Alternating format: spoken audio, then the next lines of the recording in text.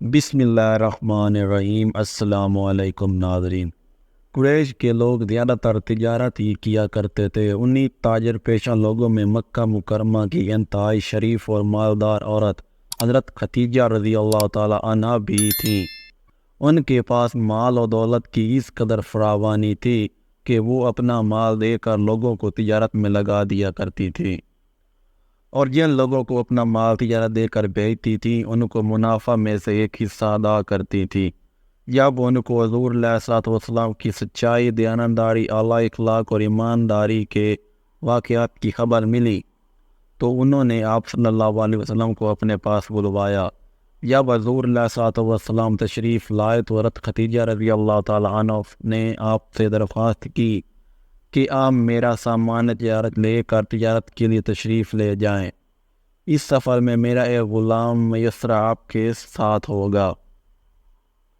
جو معاوضہ میرے دوسرے تاجروں کو دیتی ہوں اس سے زیادہ آپ کو دوں گی۔ حضور علیہ الصلوۃ والسلام نے یہ درخواست قبول فرمائی اور حضرت خدیجہ رضی اللہ تعالیٰ عنہ کے غلام میسر کے ساتھ سامان تجارت لے کر شام کے لیے روانہ ہو گئے۔ حضور نبی کریم صلی اللہ علیہ وسلم جب شام پہنچے تو ایک کلیسا کے قریش درخت کے سایہ میں تشریف فرما ہوئے۔ کلیسا کا راہب کلیسا کے اوپر سے دیکھ رہا تھا۔ اس نے پکار کر میسرہ غلام سے کہا، اس درخت کے نیچے کون تشریف فرما ہے؟ میسرہ نے اسے جواب دیا، یہ شخصیت حرم والے قریشوں میں سے ہے۔ راہب نے یہ سنا تو کہنے لگا، نبی کے سوا کوئی بھی شخص کبھی اس درخت کے نیچے نہیں اترا۔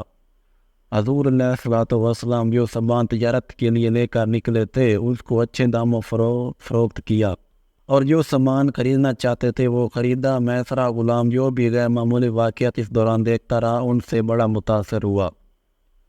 کہا جاتا ہے کہ جب دوپہر کا وقت ہوتا اور گرمی کی شدید تپش ہوتی تو میسرہ دیکھا کرتا تھا کہ آپ اونٹ پر سوار جا رہے ہوتے اور دھوپ سے بچاؤ کے لیے 2 فرشتے آپ پر سایہ کیے رکھتے تھے۔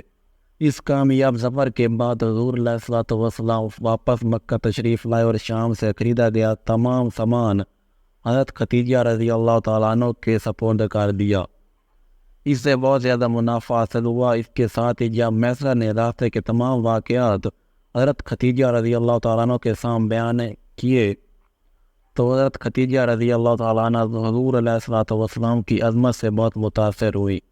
چونکہ آپ خود انتہائی دانشمند اور فہم و فراست رکھنے والی خاتون تھیں، اس لیے حضور علیہ الصلوۃ والسلام سے خود ہی نکاح کی درخواست کی اور اپنی سہیلی نفیسہ کی زبانی نکاح کا پیغام بھجوایا۔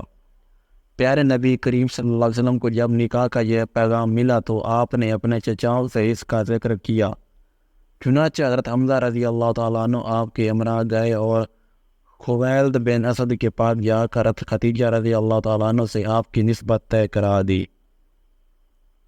حضرت خدیجہ رضی اللہ تعالیٰ عنہ کا مقام قریش کی عورتوں میں نسب و شرف کے اعتبار سے افضل و اعلیٰ تھا اور پھر تمام عورتوں میں سب سے زیادہ مالدار تھی۔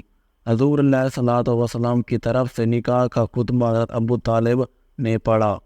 جب حضرت ابو طالب نے خطبہ مکمل کیا تو ورقہ بن نوفل جو کہ حضرت خدیجہ رضی اللہ تعالیٰ عنہ کے چچا زاد بھائی تھے انہوں نے بھی خطبہ پڑھا۔